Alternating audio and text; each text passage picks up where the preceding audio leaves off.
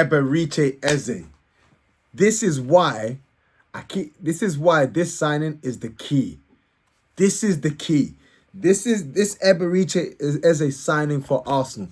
This is the capstone that makes our transfer window a great one. This is the signing. Thank you, thank you, thank you. Yes. Eze deal done. What a signing.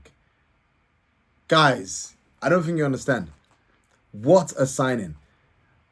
I'm not going to lie to you. I think Eze is a better signing than Gyökeres for Arsenal. I think Gyökeres is a great signing for Arsenal, but I think Eze is an even better signing for Arsenal. I think Eze is Arsenal's best signing this season. Why am I saying that? Easy, couple reasons. So people are talking about goals. Yeah, cool. Finisher. We need a striker. It's true, we do. We do need a striker. We do need a fox in the box. We got Gyökeres looking good.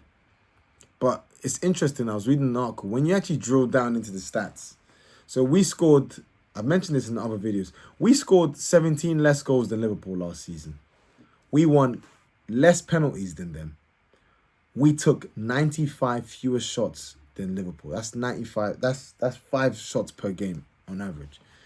And our quality, we had a lower quality of shots. Meaning our players, when they did take shots, they're taking shots from stupid angles or shots that aren't testing the keeper. A lot of them are probably Havertz, who hits the ball like he's hitting it with he's hitting it with a feather instead of a foot. The team, what do these stats tell us? These stats actually tell us that for the goals we scored, Arsenal actually kind of overperformed our in terms of goals to chance creation. It may not look that way, but when you actually look at the stats, it's kind of crazy.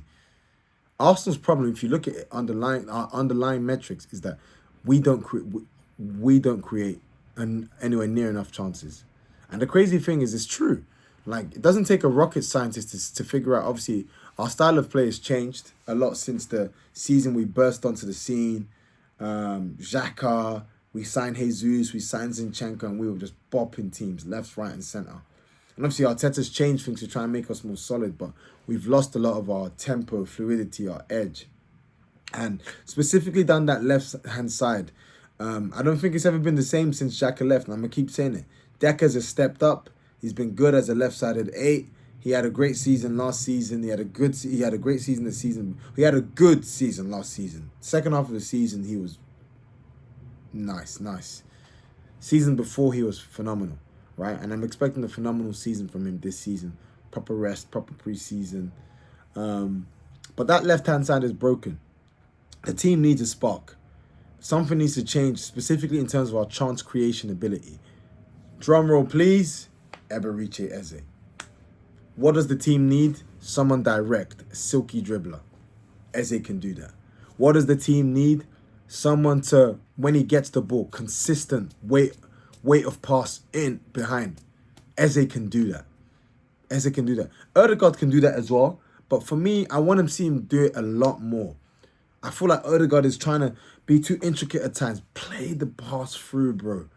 Unpick this defense. Play it through. Do something. Eze can do that. And Eze been doing that, right? 14 goals and 11 assists last season.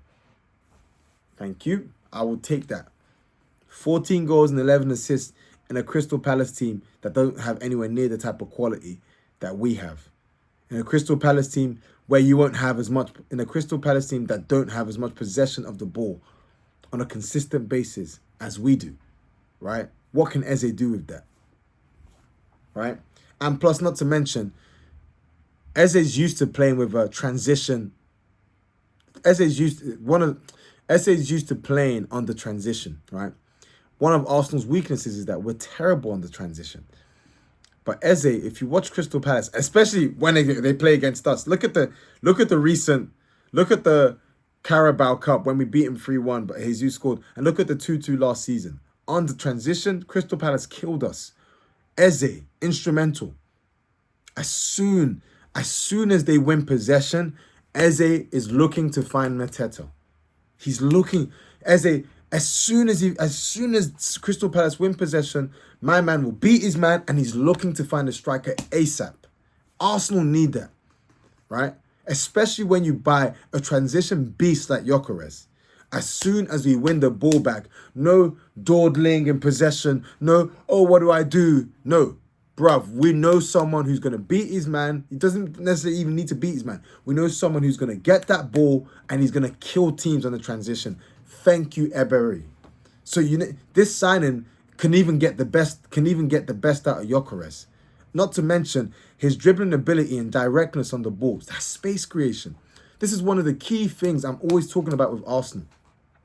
And I think this is one of the reasons why I said it in passing, that I think a signing, obviously before we were linked with Eze, before news came out about Eze, before we made a bid and whatnot, I was actually saying, if not for wages, I would actually take a guy like Jack Grealish at Arsenal, right?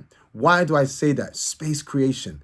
Jack Grealish, one of the things he's so good at doing, and Eze is good as it, not just those types of players who are going to get the ball and take on the man, not kind of like a Dokuwe, beat him and then get across in. Players that want to dribble plus 2-3 guys, because what does it do? It attracts players to you. It pulls them out of position and allows other players in the team to run in behind. Why were we so devastated in 22-23 season? Who was doing this for Arsenal on a consistent basis? Gabby Jesus. My man was getting the ball, beating guys left, right, and centre. Getting the ball, dropping deep, doing that. What did it do? Created space for Martinelli to come in behind, closer to goal, get more goals. We have not had that for a long time. Arguably, you'd say not just Xhaka leaving has killed our left-hand side, but Jesus' drop-off in form, Jesus' injuries, they've killed. So, thank you. Please, Eze, come. Where's he going to play? Bruv, people are telling me he can't play on the left. Yes, he can. Yes, he can. He can play as a left inside forward, bruv.